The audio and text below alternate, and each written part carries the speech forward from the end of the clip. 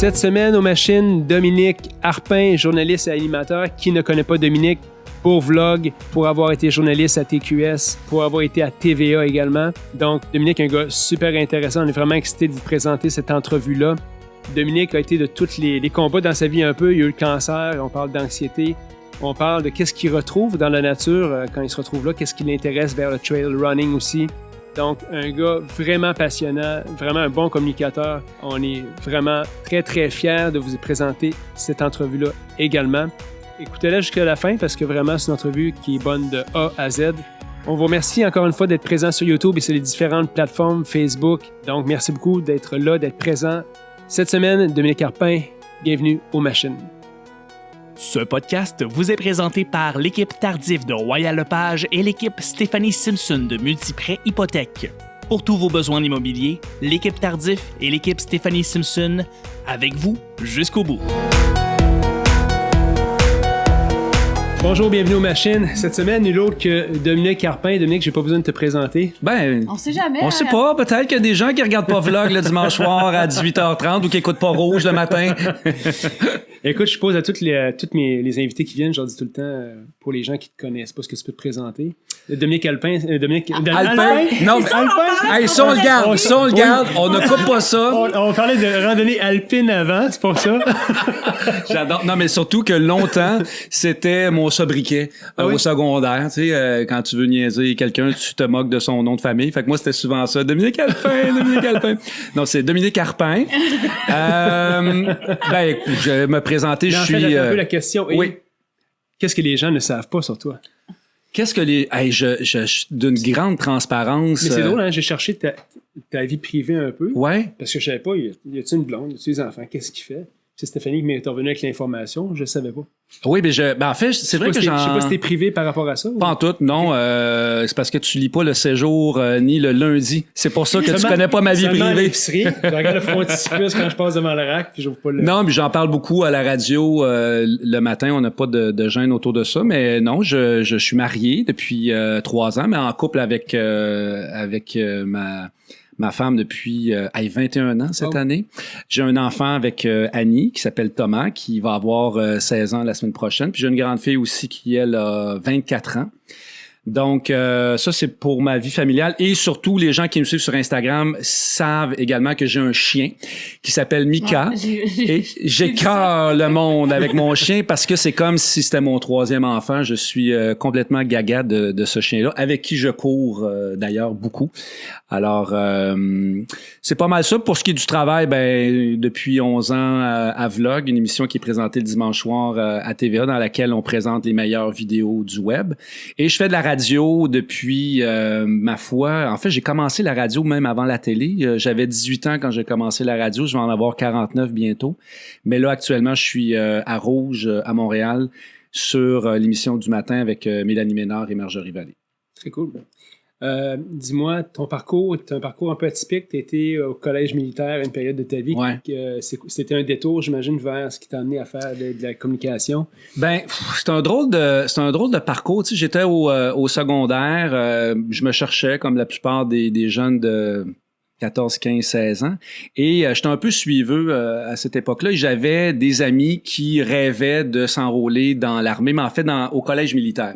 Donc, c'était le collège militaire royal de Saint-Jean. Donc, avec ces amis-là, qui étaient mes bestes, on est allé passer les tests à Montréal. Il y avait des tests physiques, des tests cognitifs, intellectuels. Il fallait qu'on réponde à des questionnaires, puis toutes sortes de trucs du genre.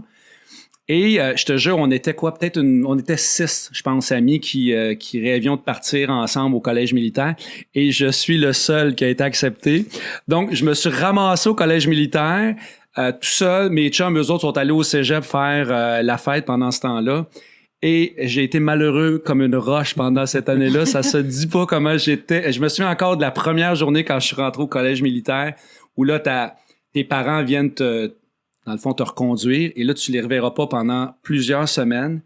Et à la seconde où tes parents repartent avec la voiture et te laissent là, le calvaire commence. Là. Puis là, c'est... Pour ceux qui ont déjà été dans l'armée, il y a tout l'espèce de reconditionnement, le lavage de cerveau, entre guillemets. Puis c'est très, très difficile physiquement, très, très difficile psychologiquement. Fait que j'ai rapidement réalisé que c'était pas fait pour moi. Mais en même temps, ça venait répondre aussi à une espèce de besoin de dépassement physique. J'ai toujours été quelqu'un qui était bon dans les sports, qui en faisait beaucoup. J'ai grandi sur une ferme à la campagne.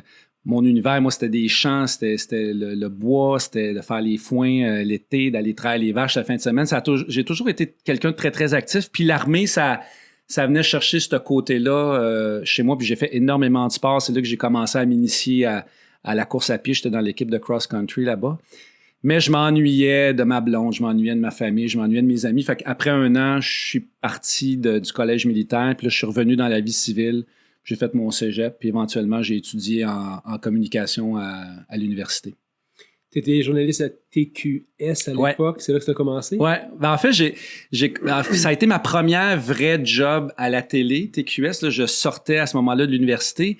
Mais avant ça, tu sais, j'ai travaillé dans des journaux locaux. Moi, je viens de Saint-Ours, donc près de Sorel, là, pour les gens qui connaissent un peu le coin. Donc, j'ai travaillé pour les hebdos régionaux là-bas.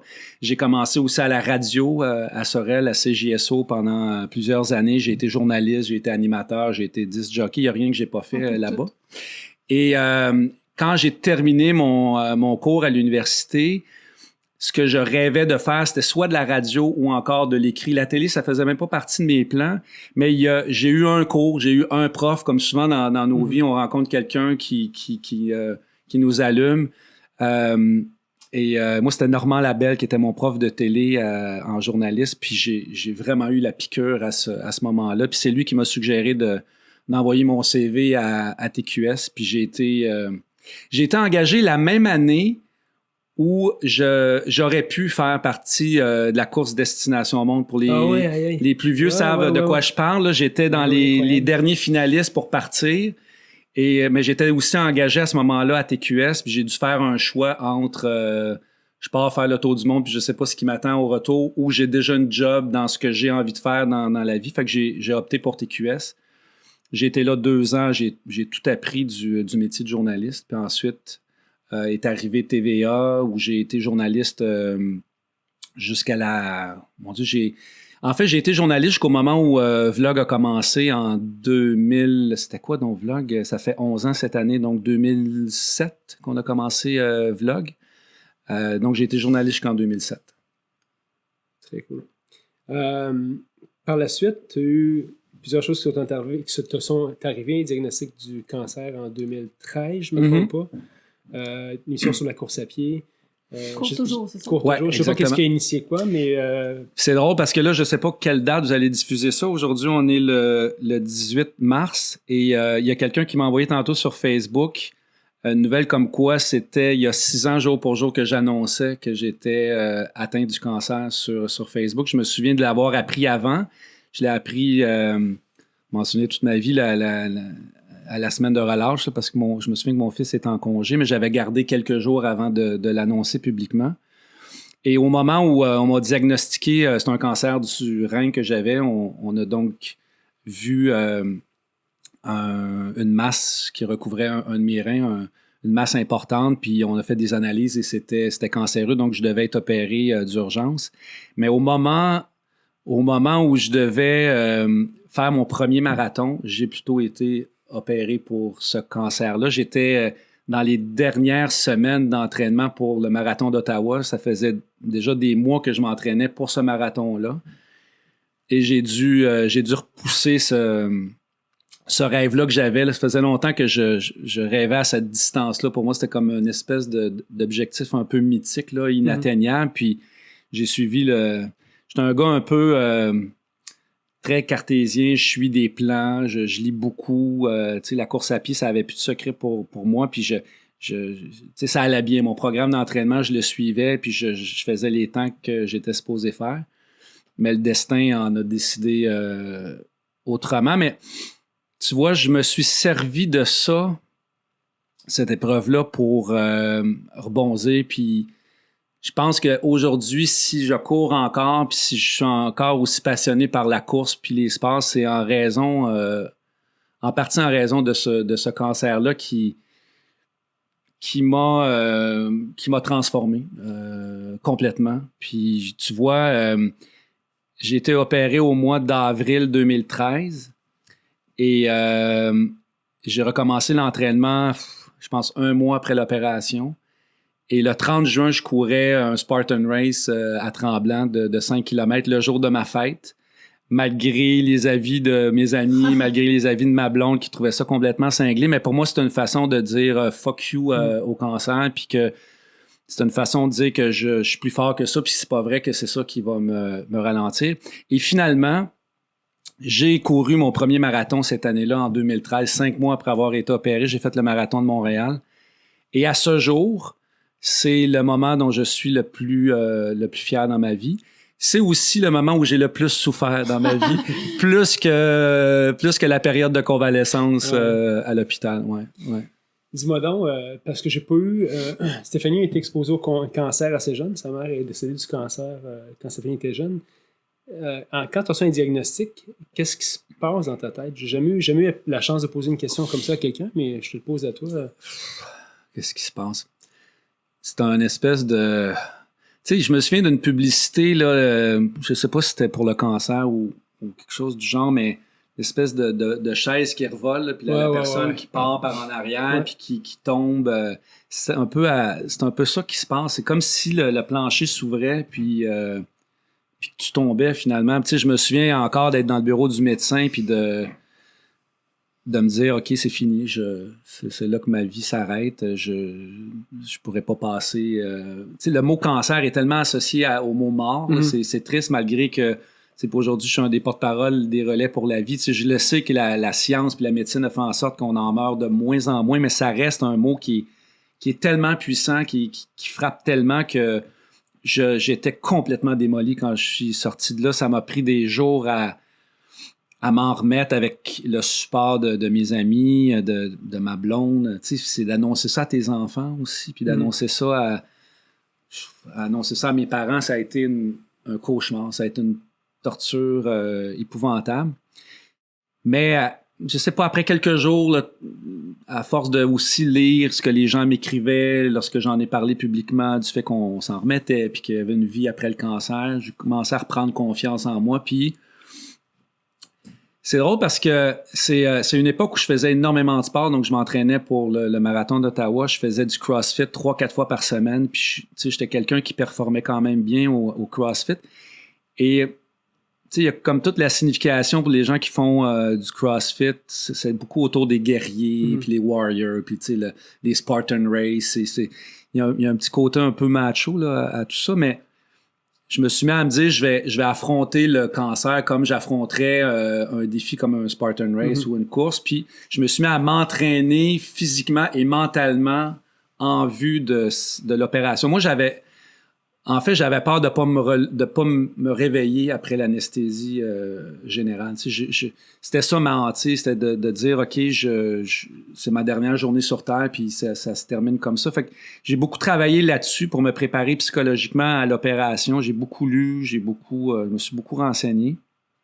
Puis je me souviens quand je suis allé à l'hôpital pour mon opération, j'avais amené tous mes effets personnels dans mon sac de CrossFit que j'avais quand j'allais m'entraîner, dans lequel je mettais mes shoes, puis mes shorts, puis tout ça. Puis c'était vraiment comme je m'en allais m'entraîner, je m'en allais au combat avec mon sac d'entraînement. Puis j'ai récupéré vite physiquement à cause de l'état l'état physique dans lequel j'étais à ce moment-là. Puis c'est pourquoi j'ai pu recommencer. J'ai pu sortir de l'hôpital plus vite que les gens qui étaient dans ma chambre, puis j'ai pu recommencer à travailler, puis j'ai pu recommencer à faire du sport rapidement à cause de ça. Puis parce que dans ma tête de cochon, je me disais, c'est un signe que la vie m'envoie, puis comment je vais répondre à ce message-là qu'on m'envoie. D'ailleurs, le marathon, c'est un peu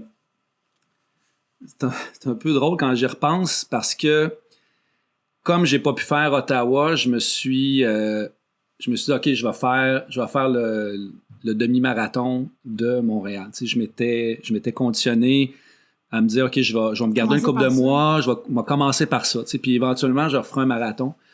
Puis, à un moment donné, j'étais en train de courir. Je suis le programme du demi-marathon, encore une fois, de manière très, très appliquée.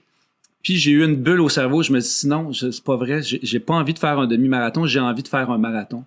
Fait que j'ai triché pendant des semaines sans dire à personne. Au lieu de, tu sais, dans les livres de course, là, au lieu d'aller dans la page du demi, j'étais allé dans la page du marathon. Puis j'ai commencé à suivre le programme du marathon sans le dire. Même ma blonde n'était pas au courant. Puis souvent, elle me disait, ouais, mais non, t'es même parti longtemps, tu sais. J'étais parti genre pour 2h30 alors que j'étais supposé courir 1 heure. Ouais, ça allait pas aujourd'hui. J'ai marché, je regardais la nature, je bullshitais là, continuellement. Mais je m'entraînais pour le marathon. Finalement, j'y ai annoncé 1 semaine avant le marathon. Je m'étais inscrit officiellement sur le site, mais je n'avais pas montré mon inscription. Et donc, j'ai fait le marathon de Montréal en 5 heures. C'est un temps exécrable, mais j'étais tellement fier d'arriver là, au fil d'arrivée avec mes 2 chums, Daniel Lequin, qui est un coureur de marathon exceptionnel. Il m'a pris sous son aile. C'est un gars que j'ai connu quand j'étais justement journaliste à Sorel. Il va faire son 100e marathon cette année. Là. C'est incroyable, Daniel. Puis mon meilleur ami, Martin Bouffard, qui est un gars avec qui je suis en télé depuis toujours. La veille du marathon, il m'a annoncé qu'il s'était inscrit lui aussi, puis qu'il allait le courir avec moi. Il n'avait jamais couru de marathon lui non plus. Fait que ça reste pour moi un moment, vraiment un moment génial. Puis c'est Montréal aussi. Hein? C'est Montréal, puis tu sais, t'es avec ta gang, puis les gens, tu sais, on dira jamais à quel point l'ambiance, puis les applaudissements, puis les encouragements de la foule nous aident quand on court, puis évidemment, les gens étaient sensibles à ce que j'avais vécu. Fait que j'avais beaucoup d'encouragement quand les gens me reconnaissaient, les gens qui couraient autour, dans les arrêts, quand on allait chercher de l'eau, ou même les gens sur le bord de la route, quand ils me reconnaissaient. Ça m'a porté, puis ça a fait en sorte que j'ai réussi à le terminer, même si la première chose que j'ai dit en arrivant, c'est plus jamais je vais faire. Ouais, c'est ça. Mais j'en ai jamais refait depuis ce jour-là non plus. Non, ça a été mon seul et unique marathon. Puis honnêtement, je sais, tu sais, la distance m'attire encore, mais là, pour le moment, on dirait que j'ai pas envie de me réinvestir dans un entraînement aussi intense que ça. Tu dis que le cancer t'a changé profondément. C'est quoi les plus grands changements que tu constates après ça? Parce que j'imagine quand tu frôles, pas la mort, mais quand tu frôles un diagnostic. C'est ça. Comment tu vois la vie? Ça va-tu différemment un peu? C'est étonnant, mais j'ai moins peur qu'avant. Tu sais, avant, tout me faisait peur, la vie m'angoissait, les choix que je faisais professionnellement, la peur de manquer d'argent, la peur de prendre des mauvaises décisions. Aujourd'hui, tu sais, quand tu dis ça peut s'arrêter demain, là, so what? Même si je fais une erreur, même si. Fait que je suis moins craintif que je l'étais. Puis, je sais pas, on dirait qu'on goûte plus à la vie. Ça a l'air cliché à dire comme ça, mais je me raccroche beaucoup aux petites choses. Je fais beaucoup plus attention à ce que je mange. Je suis devenu une espèce de freak de l'alimentation. J'ai commencé une diète végé il y a quelques mois, puis je ne jure que par ça. J'ai commencé à faire de la méditation. Puis je suis bien dans ma peau, puis j'ai envie d'être bien dans ma peau longtemps. C'est ça que tu apprécies quand tu as le cancer, c'est de réaliser à quel point la vie, elle tient pas à grand-chose, puis c'est important, notre enveloppe corporelle, d'en prendre soin pour pouvoir vivre longtemps. Parce que moi, j'ai scrappé des années à fumer, à sortir, à boire. Là, j'ai l'air les gens qui me suivent sur Instagram n'arrêtent pas de me dire c'est fou, t'es tout le temps en train de faire du sport, t'es un athlète, mais tu sais, si tu regardes ma chronologie, là, tout ça, ça remonte à il y a une dizaine d'années, parce qu'avant ça... C'est du rattrapage que tu fais. Oui, parce qu'il y a vraiment eu la passe, là, tu sais, collège militaire, ça c'est 16, 17, 18 ans, là, où là, j'étais pas mal en forme. Après ça, j'ai eu un 10-15 ans où je me suis investi entièrement dans ma carrière, fait que j'ai complètement évacué le sport de ma vie. Là, tu vois, la crise de la quarantaine, le cancer, tout ça a fait en sorte que ça m'a profondément... transformé, puis pour le mieux. Tu sais, je te dirais que je suis un meilleur individu, je pense, aujourd'hui que je l'étais avant le cancer. Est-ce que tu crois que ça a changé aussi ton entourage? Ben, tu fais du ménage. Tu sais, il y a des affaires aussi que tu tolères moins, puis il y a des amis qui t'apportent pas ce que tu as envie qu'ils t'apportent. Fait que tu fais un peu de ménage là-dedans du côté familial. Puis on dirait que je me laisse moins atteindre aussi par les niaiseries puis les trucs superficiels. On dirait que je suis plus allergique à ça que je pouvais l'être avant le cancer. Puis est-ce qu'on changeait comme les enfants, la conjointe?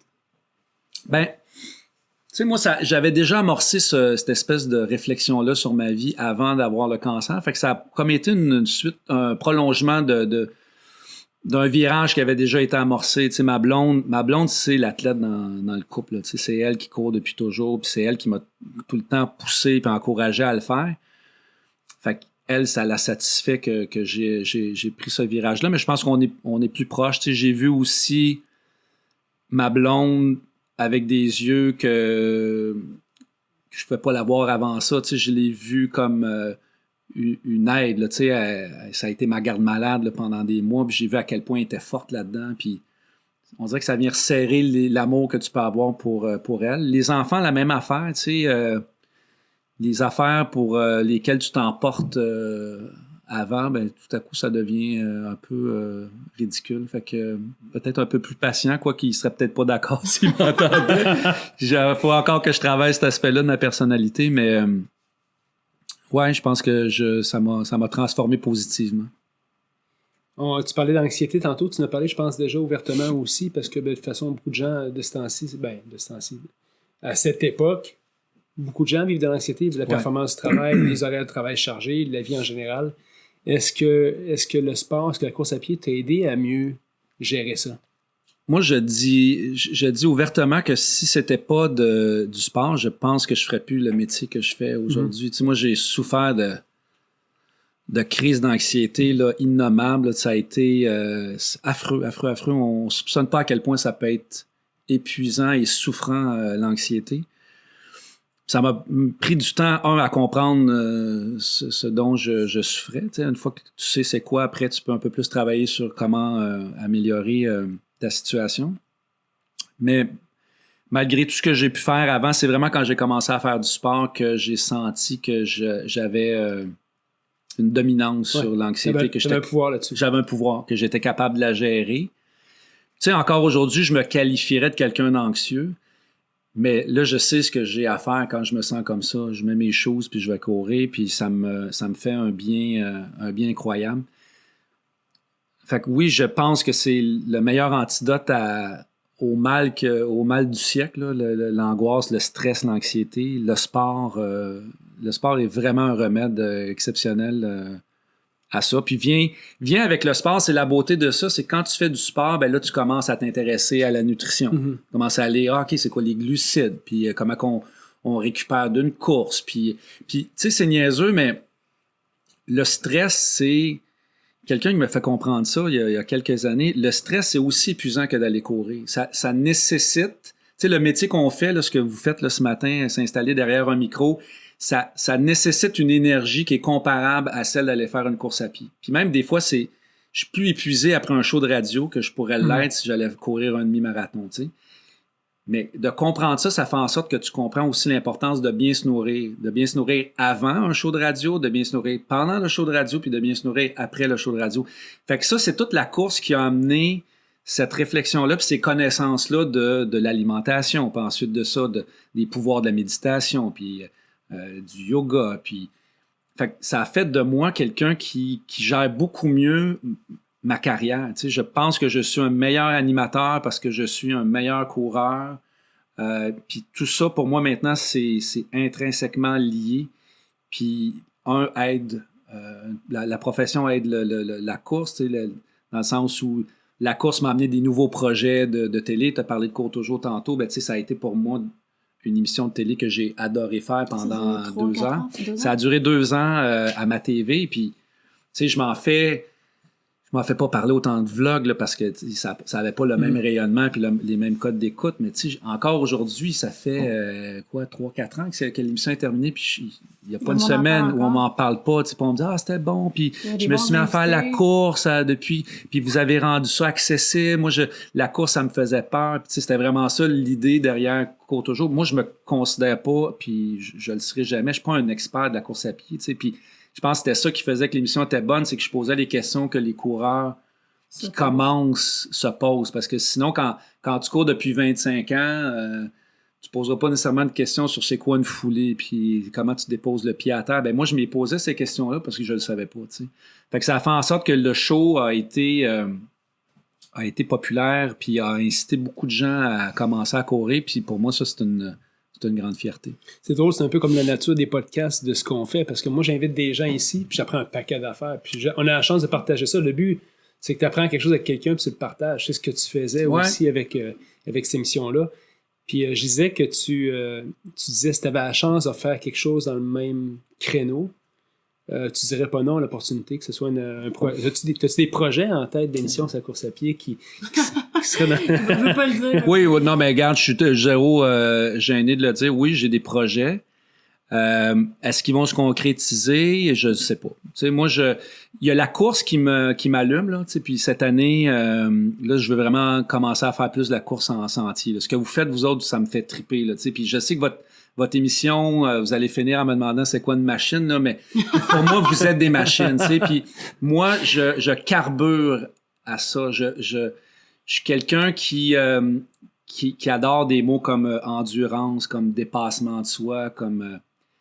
il y a quelque chose là-dedans qui me fait vibrer. J'ai de la misère à l'expliquer, mais j'ai vidé YouTube de toutes les vidéos d'ultramarathon, j'ai vidé YouTube de toutes les vidéos de randonnée alpine. Je tripe sur ça, je lis là-dessus. Puis pour moi, c'est les héros. C'est les héros d'aujourd'hui. On est tellement dans une vie confortable, puis on n'a plus d'efforts à faire pour rien dans la vie, puis ça me... Je t'en manque d'aventure. J'ai soif d'aventure, puis ce sur quoi je travaille, ça a rapport avec ça. Je sais, encore là, je sais pas ça va-tu se passer dans la prochaine année, dans les 2-3 prochaines années, je sais pas, mais c'est vers ça que je m'en vais. C'est sûr, à 100%. Ma vie a toujours été bâtie autour de ça, ma vie professionnelle, c'est comment faire pour rentabiliser mes passions. Il y a une époque où ma vie, c'était le web. Je tripais sur le web. J'ai assisté à la naissance de YouTube, à la naissance de Facebook. J'étais un des premiers là-dessus, Twitter, Instagram. Longtemps, ça a été ça qui m'animait. C'était là-dessus que je lisais. Je donnais des conférences là-dessus. J'ai écrit un livre là-dessus.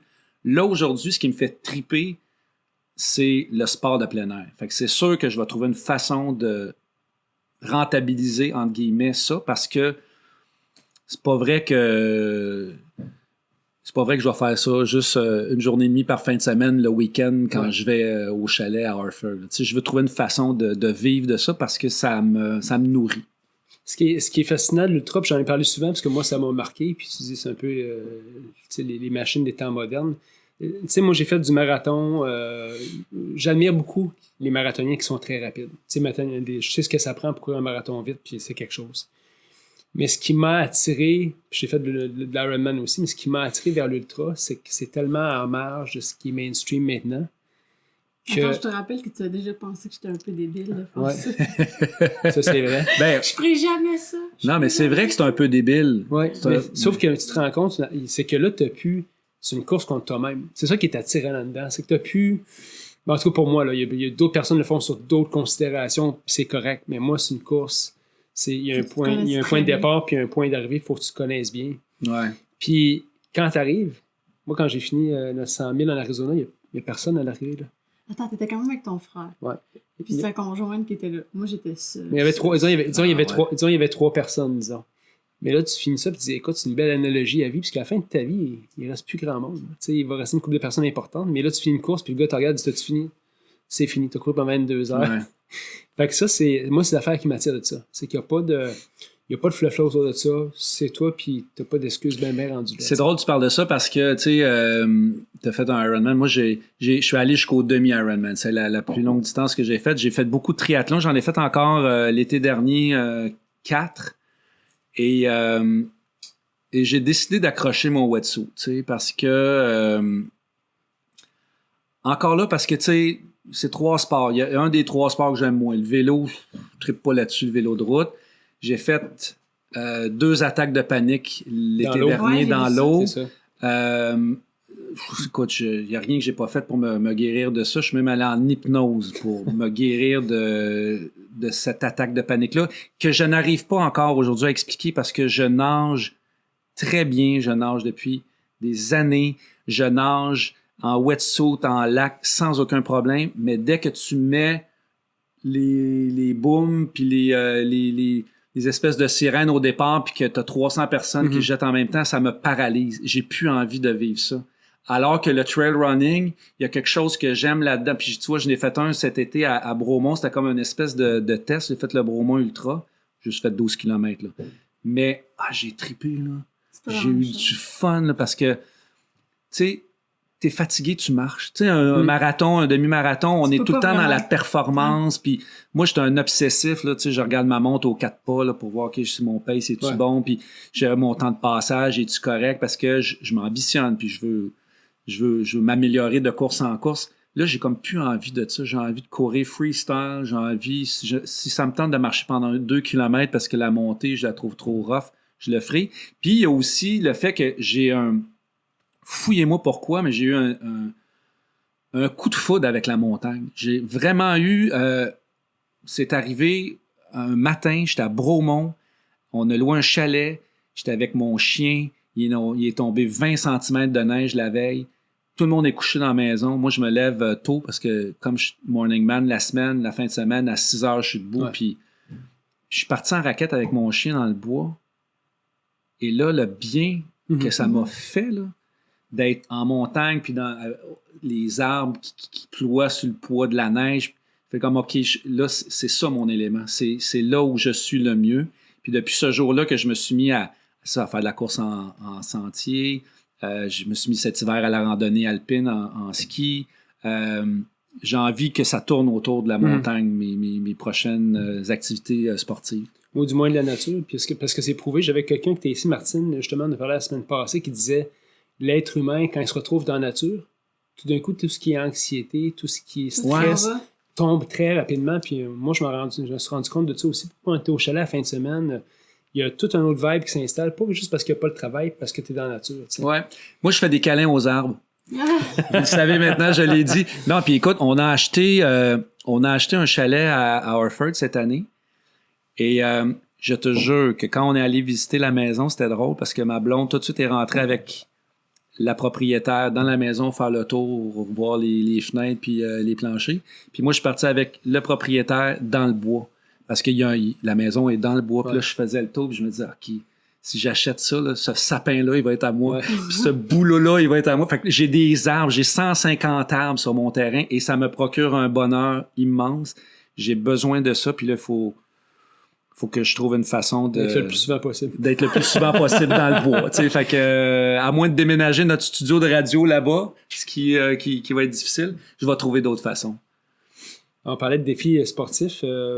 La montagne commençait à t'intéresser, le trail commençait à t'intéresser. Y a-tu quelque chose, vu que tu dois sûrement explorer tout ce qui existe là-dedans, y a-tu une affaire que tu dis ça, j'aimerais ça accomplir ça à un moment donné? C'est drôle que tu me parles de ça parce que on a tout quelque chose. Là, mon autre trip, là, quand je vous disais, j'ai tout regardé les films de course, tous les films de randonnée. Là, je suis dans les films d'escalade. Et moi, là, qu'est-ce qu'on a de Downwall, j'ai vu de Downwall. Je suis allé voir Free Solo au cinéma et il n'y a pas un thriller qui va à côté. J'ai jamais, tu sais, puis tu le sais qu'il va réussir à monter parce qu'il est pas mort, là, Alex Honnold. Mais c'est le film le plus stressant que j'ai vu de ma vie, là. Mais moi, je monte sur la table puis ça va se mettre à tourner. J'ai le vertige, là, ça se dit pas. Et cet hiver, quand je suis allé faire de la rando à Harford, j'étais en train de monter, puis là, j'entendais comme des bruits de pics dans la glace. Puis j'étais, ça vient de où? Et là, à un moment donné, je me tourne. Sur Alfred du Rocher, ça? Ouais. C'est ça. Hein? Et là, je vois des deux couples qui sont en train d'escalader une paroi de glace. Puis j'ai fait comme, hey, je vais aller voir ça. Fait que là, je me suis aventuré jusqu'à eux. Puis j'ai passé 1 heure à les regarder grimper. Je me disais, ça a tellement l'air le fun comme sport.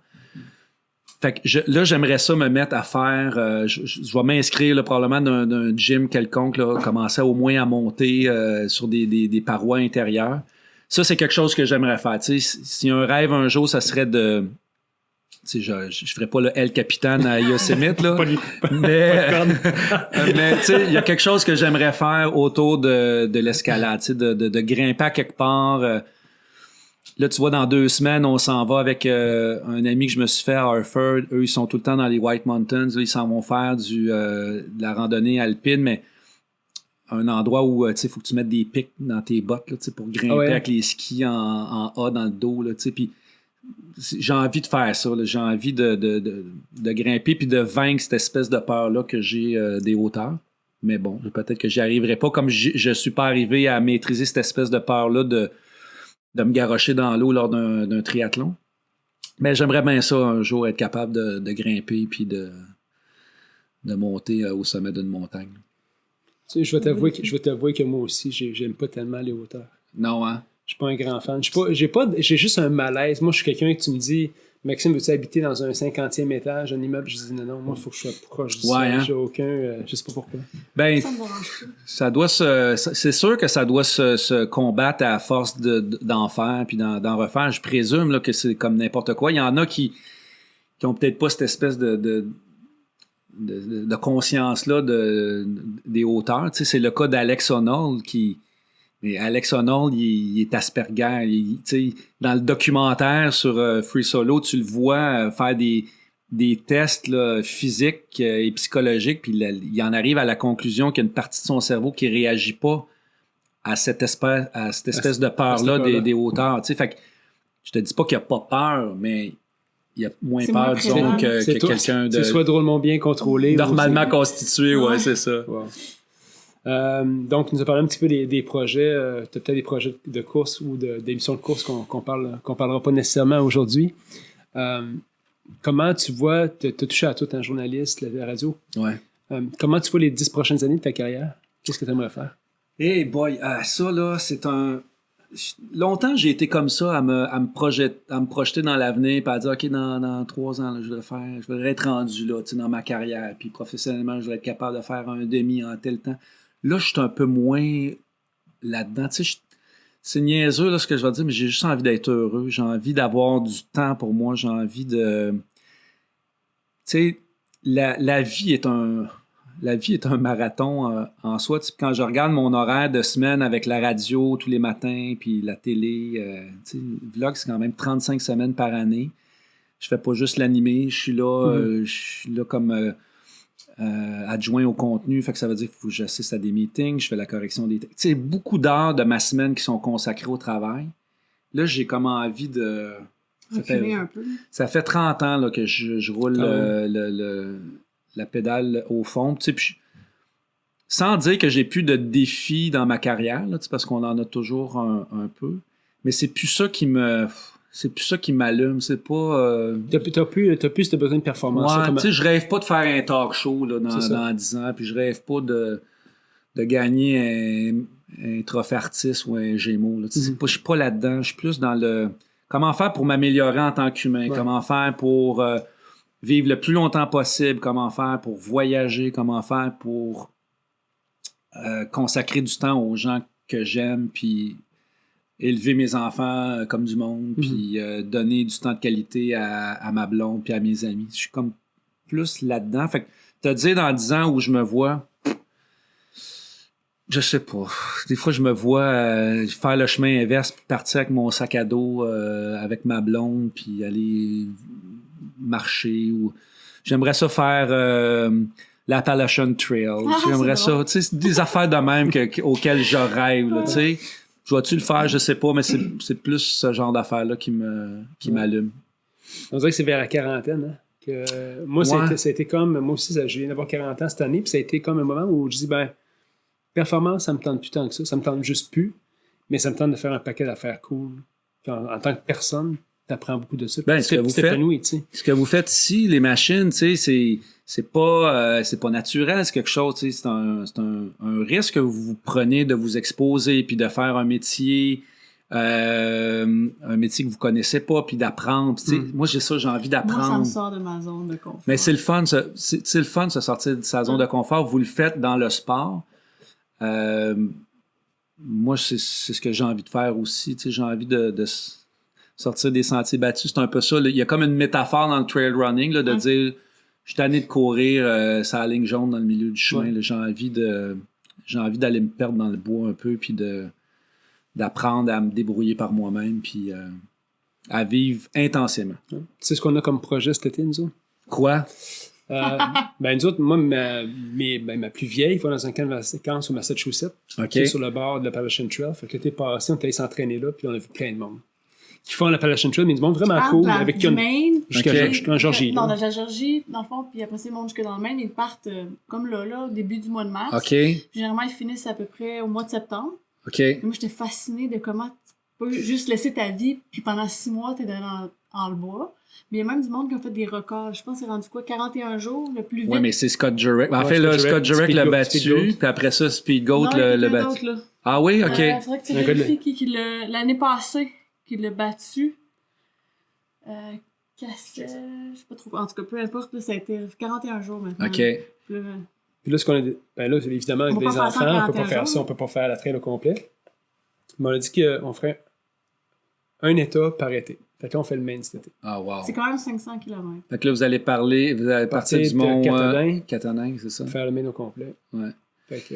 D'ailleurs... Puis là, ça là, c'est la place la plus reclue, là. ouais. Fait qu'on veut... Peut-être que je voudrais plus faire le reste. Avez-vous lu le livre North de Scott Jurek? Non. C'est ma suggestion que je peux faire à votre micro ce matin. C'est le livre qui raconte son record sur la Appalachian Trail à la course à pied. Et c'est l'un des livres les plus fascinants que j'ai lu de ma Ah oui, vie. Ah, je veux Puis bien. c'est un livre aussi qui raconte une vie de couple parce que sa femme, c'est celle qui l'accompagnait là-dedans, qui s'occupait de de le supporter Tout le long. pendant toute l'aventure. Puis elle aussi écrit dans le livre. Ça s'appelle North. C'est un livre exceptionnel. Puis Ah ouais. ça raconte très, très bien ce que c'est de faire ce défi-là de la Appalachian Trail, mais dans son cas, à la course à pied. Ouais. On ferait la course aussi, mais pas d'une chute. Non, c'est ça. Non, parce C'est un que peu trop long. c'est assez intense. Le Merci. Made to be Broken, c'est qui? C'était-tu Scott Jurek ou... Non, c'était le GOAT. Là, Ouais, Speed Goat? Speed Goat. Ah ouais. Et North, c'est le livre de Scott Jurek. Karel Sabé, l'année dernière. Ah, OK. Nouveau record. Ça, c'est Bon, carré. ben c'est ça. Mais Scott Jurek, il finissait sa course puis il savait que quelqu'un allait le battre rapidement. Là, mais juste de réussir à le faire à la course à pied pendant 41 jours, c'est exceptionnel. Ouais. Fait qu'on veut s'en aller dans la nature pour une semaine au moins cet été. Hey, je peux-tu y aller avec vous autres? Certain, t'es bienvenu. J'aimerais ça. Moi, je suis excité dans le fond de nulle part parce qu'il n'y a rien, il n'y a pas de communication. Ah, bravo. Puis là, j'ai commencé à regarder parce que là, je vais être C'est la sûr. logistique aussi, là, tu sais. Ouais. Ben, c'est toute cette partie-là, moi, qui me passionne. Tu sais, Ouais. j'aime lire sur c'est quoi le meilleur sac à dos, puis qu'est-ce que tu amènes dans un sac Moi, à dos. Ces Puis... affaires-là, ça m'intéresse Ouais. zéro. Ah non, Colin, c'est mon j'ai- petit côté... J'ai comme... Moi, on n'est pas technique, fait qu'il risque d'avoir bien des anecdotes. Oui, non, mais... On a oublié ça! Tout le monde m'a marqué que c'était la base. Exact. Non, mais c'est la meilleure façon de l'apprendre. Tu sais, Ouais. cette année, je me suis mis à la randonnée au ski pot de Ouais. phoque, puis c'est la première fois que j'en faisais, puis il n'y a pas une sortie que j'ai faite T'as pas appris quelque sans chose. commettre une erreur ridicule. Mais la prochaine fois, la fois suivante, tu Ça la fait fais pas. pas, tu sais, puis je pense que tu apprends mieux de tes erreurs que si quelqu'un te le dit puis te donne un cours avant. Tu sais. Oui, définitivement. Mais en tout cas, c'est nos visions se rejoignent sur le niveau d'être proche de la nature. Ça a été, je pense, de ce temps-ci, quand la vie est stressante, quand ça va vite, j'ai dit, ça se peut que dans une couple de semaines, je suis dans le bois puis qu'il n'y ait pas de communication. Voilà. Fait que même si tu essaies de me rejoindre, ça va être bien difficile. Tant mieux, c'est ça. On n'est pas obligé d'être tout le temps branché sur notre Exact. iPhone, puis Exact. notre Instagram, puis notre Twitter. Dominique, merci infiniment d'être venu nous voir. C'est-tu déjà fini? Là? Je ne sais pas. Là, ça fait combien de temps qu'on jase ensemble, là, nous autres? Ben, c'est parce que si vous voulez qu'on jase encore, moi, je suis tout disposé, mais c'est vous autres qui menez, Ben, qui toi, menez écoute, votre on a un show. paquet de sujets de parler avec toi, mais on ne va pas te retenir toute la journée non plus. Je sais pas s'il y a des choses qu'on devrait parler avec toi qu'on n'a pas discuté.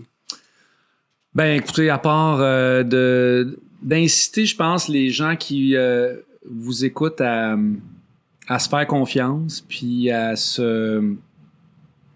s'investir dans une passion comme le sport. C'est pas obligé d'être la course à pied. Tu sais, vous en parlez beaucoup ici à l'émission, mais il y a toutes sortes de sports qui sont aussi gratifiants, mais ça se dit pas à quel point ça change une vie, puis ça fait de nous des gens meilleurs, des êtres meilleurs. C'est-tu quelque chose que un jour on va tous partir? Pourquoi tu veux que les gens se souviennent de toi, surtout si tu peux avoir inspiré le plus de grand nombre de personnes possible à travers des défis, parce que tu as touché à pas mal d'affaires. Tu sais, on a parlé un matin, les défis que tu as eu au niveau du cancer, de l'anxiété, tu as fait de la course à pied, un paquet de défis.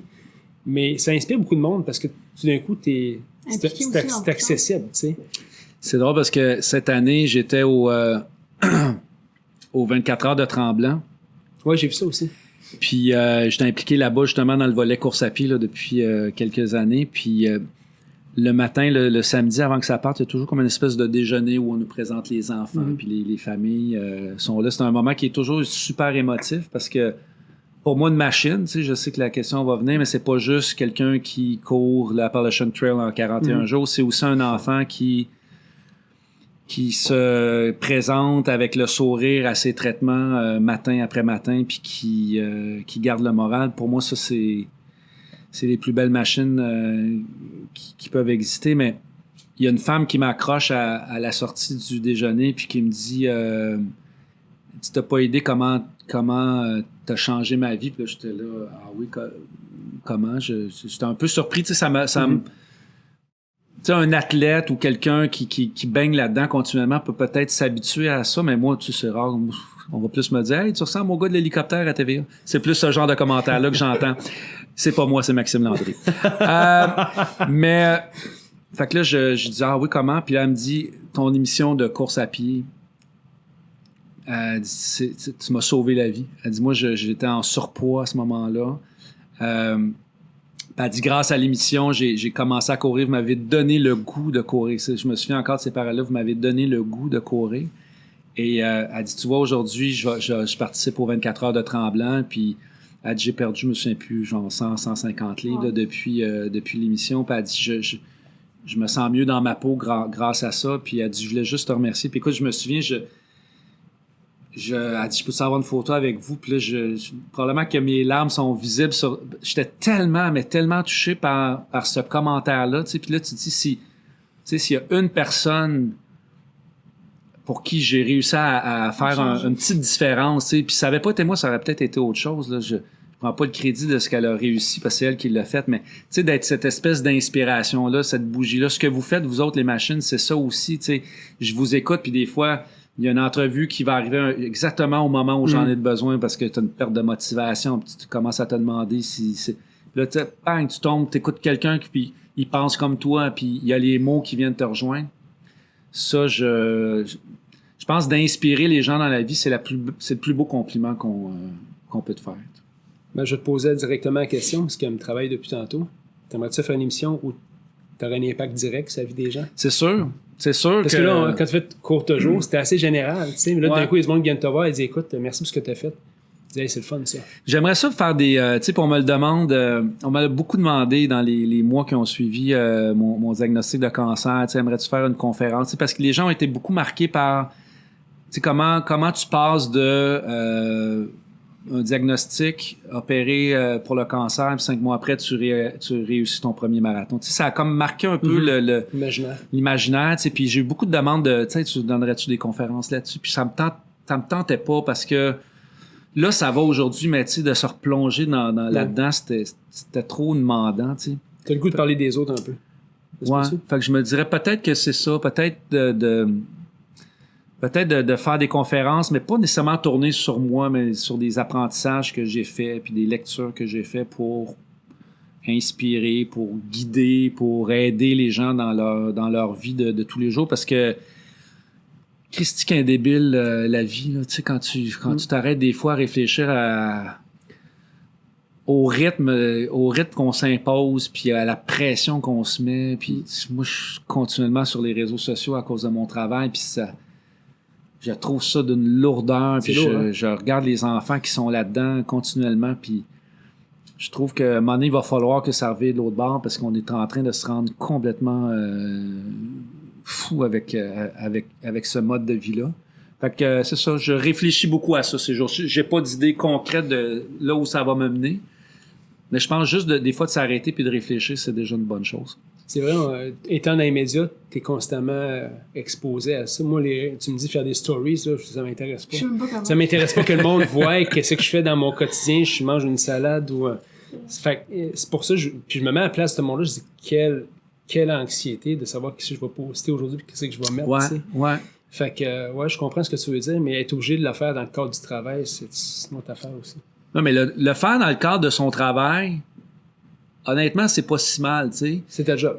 C'est ta job, mais tu sais, moi, je regarde les gens aller puis ils documentent leur vie comme si c'était d'un intérêt national, Ouais. puis ils rivalisent d'imagination pour se mettre en scène continuellement. Tu fais comme, attends une minute, vie, C'est là. compliqué. Là. Vie, puis tu sais, moi-même, j'en souffle, là, tu sais, quand je regarde, franchement, mes sorties en ski ou mes sorties en course, quand je pars avec ma GoPro, puis que là, je suis là, OK, là, me sens, ah oui, ça sera un bon angle, puis je pourrais l'accrocher à la branche ici, tu sais.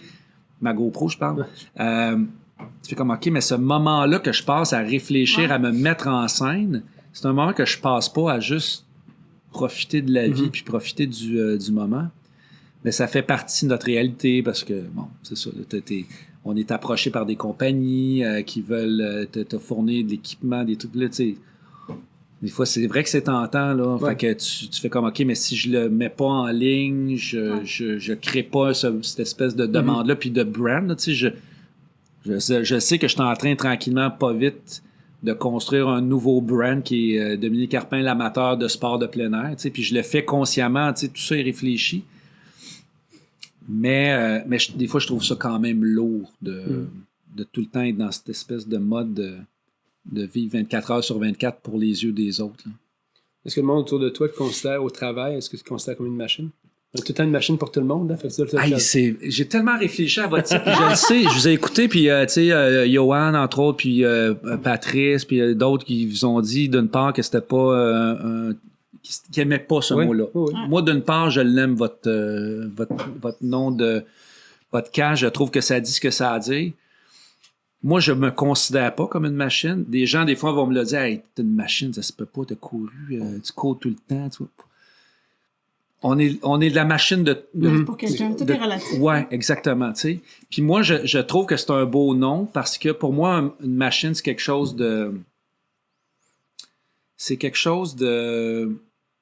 d'inspirant. Je trouve que c'est un mot inspirant. Une machine, c'est quelqu'un qui se dépasse, qui affronte ses peurs, qui va puiser au fond de lui-même des forces qu'on soupçonne même pas qu'on a en dedans de nous. C'est pour ça, tantôt, je vous disais, ça peut être autant un ultramarathonien qu'un enfant qui réussit à passer à travers ses traitements sans se plaindre continuellement, puis avec le sourire. Puis moi, je trouve ça... Moi, je vis à travers les yeux des machines. C'est pour ça que je lis beaucoup là-dessus, parce que ça m'aide moi-même à me motiver, ça m'aide à devenir quelqu'un de meilleur. Fait que j'adore votre titre. Puis je trouve que ça résume en un mot ce dont vous parlez, puis voilà, tu sais. Mais j'apprécie. Tu l'aimes parce que tu as saisi, puisque nous autres, ça a jamais, les machines n'ont jamais été à propos de nous autres. Ça a été un terme que le monde utilisait tellement qu'à un moment donné, ça m'est venu, je dis, hey, on appelle ça les machines. Parce que tout le monde est une machine de quelque chose dans la vie. Ouais. Ça vient inspirer des gens, puis tu l'as très, très bien résumé. J'apprécie même que tu aies résumé comme ça, parce que c'est exactement ça. Voilà. Ouais, c'est sûr que si tu le vois là, dans le simple objectif ou lunette de battre des records, tout ça, c'est pas ça. T'as une machine, c'est... Moi, j'en connais des machines qui ont couru 5 km, comme j'en connais qui ont couru 100 mètres. C'est un état d'esprit, une machine. C'est pas une distance. Ça se mesure pas en distance. Ça se mesure en état d'esprit, en dépassement, puis voilà. Si tu avais un livre à recommander au plus grand nombre de personnes. Ah, mon Dieu, j'en ai tellement, je fais que ça lire. Il y a North. Écoute, tu vas compenser pour le monde qui vienne qui disent qu'ils lisent pas. Ah non, moi je lis. Tu peux m'en donner au moins 3 aujourd'hui. On a parlé de Jurek tantôt, de Scott Jurek. Eat and Run, c'est un livre qui a changé ma vie. Et d'ailleurs, depuis que je suis végétarien, je cuisine ces recettes. Dans la version rééditée, il y a des recettes qui accompagnent le livre. Il y a North aussi de Scott Jurek qui est un livre exceptionnel. Ça se lit comme un roman d'aventure. Ça se lit pas comme un livre sur la course à pied. C'est vraiment bon. Un autre livre qui a changé, mais profondément ma vie, qui m'a bouleversé, c'est Finding Ultra de Rick Roll. Puis si je suis végétarien, je m'en cache pas, c'est à cause de lui. Puis si je suis un disciple des smoothies, c'est à cause de ce gars-là qui est passé d'un alcoolique fini à un coureur il fait des ultra-triathlons, là, finalement. Là, c'est ce qui le démarque. Encore là, un livre qui se lit super bien, puis dans lequel il y a un paquet de recettes Lui, il est vegan, là. Il va vraiment loin dans son... Il fait des retraites de bouffe vegan dans l'atelier avec sa femme. C'est ça, exactement. Mais ça, c'est un autre livre que j'ai beaucoup aimé. Qu'est-ce que j'ai lu? Bien, évidemment, Born to Run, je sais que c'est un classique. Il n'y a pas un coureur qui n'a pas lu Born to Run, mais ça, c'est un autre livre que je recommande si ça n'a pas déjà... Est-ce que tu connais David Goggins? Je ne connais pas David Goggins. Ça, tu pourrais aller voir sur YouTube. Là, je suis heureux de te proposer quelque chose. Achète son dernier livre qui s'appelle You Can't Break Me. OK. Tu vas capoter. David Goggins. Ouais. Tu peux aller voir sur je vais t'envoyer le lien. YouTube, il y a plein de vidéos aussi. C'est vrai? Ouais. Puis des fois, c'est même pas long. Il y a des petits Il n'aime pas, lui, les réseaux sociaux. Fait qu'il va poster une fois le lundi. OK. Une petite vidéo sur ce qu'il fait. Mais c'est un ancien Navy SEAL. OK. Qui a fait son premier ultra. Il pesait pour moi 300 livres. Puis il a voulu faire quelque chose pour les... il a été impliqué avec beaucoup de gens qui sont morts à la guerre. Si tu regardes The Lone Survivor, c'est du monde avec qui il était en training. OK. Fait qu'il connaît toute l'histoire, fait qu'il a voulu lever des fonds pour ça. Puis il raconte son histoire, mais c'est pas mal. C'est quelque chose. Mais ça, c'est une machine. Moi, je lis beaucoup, mais je suis beaucoup de comptes sur Instagram, tu sais, puis quand des fois on a des pannes de motivation, tu sais, les réseaux sociaux, là, j'en ai parlé de manière un peu négative là, quand je pense à ce que j'ai dit au cours des dernières minutes, mais c'est aussi un moteur de motivation, tu sais. Puis moi, je suis abonné à plein de comptes de coureurs puis d'athlètes, puis juste de les voir performer, ça me remplit d'énergie. Puis la même affaire sur YouTube, c'est fou le nombre de comptes qui sont dédiés à ça. Je pense à, si vous tripez sur les ultras, un gars comme Billy Yang, comme The Ginger Runner, j'ai tout vu leurs vidéos. Les Ginger Runner. Tu sais, quand tu me demandais tantôt qu'est-ce que tu aimerais faire un jour, ça, c'est le genre d'affaire que j'aimerais faire. J'aimerais ça documenter parce que la course à pied, surtout la course en sentier, même la course à pied, c'est pas un sport à la télé qui se présente bien. Tu sais, ça se filme mal. Surtout quand c'est long, là. Ouais, puis qu'au toujours, tu sais, on l'a expérimenté. Faire des entrevues en courant, c'est pas tout le temps... Ben, c'est jamais évident. L'autre est essoufflé. Ça prend quelqu'un qui est dans une petite voiturette qui te précède. Tu sais, il y avait plein de défis techniques. Pas sur un t'es pas essoufflé. C'est ça. Fait que, tu sais, il faut rivaliser d'imagination pour rendre la course à pied le fun à regarder. Puis ces comptes-là, comme Ginger Runner puis Billy Yang, je trouve qu'ils le font bien. C'est des documentaires qui se regardent puis qui te... moi, ça me remplit d'une espèce de joie puis de bonheur quand je regarde ces vidéos-là. Fait que ça aussi, je le recommande. Très cool. S'il y avait une chanson sur la trame sonore de ta vie, qu'est-ce que ce serait? En fait, c'est pas une chanson, mais c'est un groupe.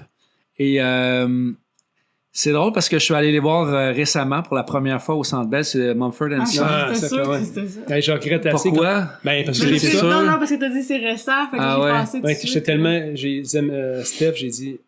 Fuck, c'est Mumford & Sons. Ils sont tellement occupés. Comment tu viens sur le temps à faire? C'est la dernière minute, fuck, j'ai pas vu qu'il venait. J'aurais vraiment aimé ça. Ben, moi, j'ai décidé le jour même, parce que je sors jamais le soir à cause de mon horaire à la radio. Je couchais à 7h30, tu sais. Puis là, j'ai fait comme non, c'est Mumford & Sons. Je vais aller voir. C'est un lundi soir. Il faut vraiment être craqué. Mais moi, Mumford & Sons, c'est ce que j'écoutais quand je m'entraînais pour mon premier marathon. C'est ce que j'ai amené avec moi dans mon podcast, dans mon téléphone à l'hôpital pour mon opération. C'est la dernière affaire que j'ai écoutée avant qu'on m'anesthésie. C'est la première chose que j'ai écoutée quand je me suis réveillé. J'ai écouté ça pendant tout mon entraînement qui m'a mené au marathon de Montréal.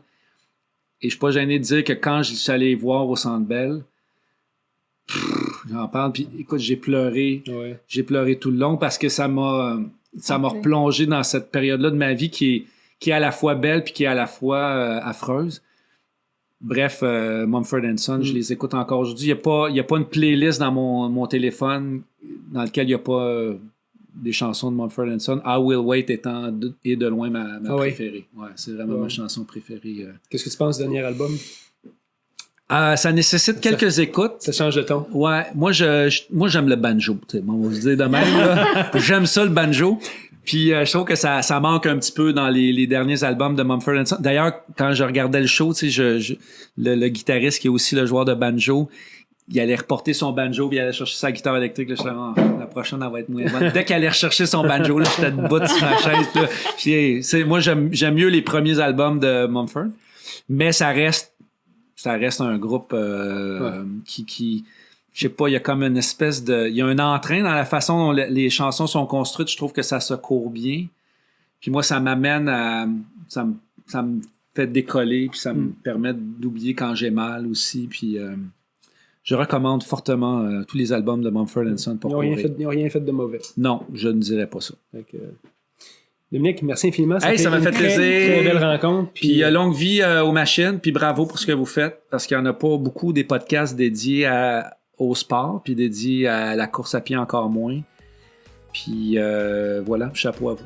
Ben, merci d'avoir accepté l'invitation. Je sais que tu es super occupé. Puis quand tu nous donnais une plage horaire, il n'y aura pas de choix. On va apprendre. On va trouver un trou, nous aussi. Merci beaucoup de m'avoir reçu. C'était un plaisir. Merci beaucoup. Bonne semaine. Ce podcast vous a été présenté par l'équipe Tardif de Royal Lepage et l'équipe Stéphanie Simpson de Multiprêt Hypothèque. Pour tous vos besoins immobiliers, l'équipe Tardif et l'équipe Stéphanie Simpson, avec vous jusqu'au bout.